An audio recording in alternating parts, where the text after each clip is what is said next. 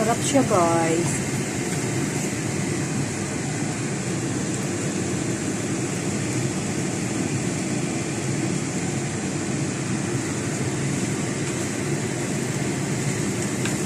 Ang sarap pala niyan. First time ko itong gumawa ng ganito, guys.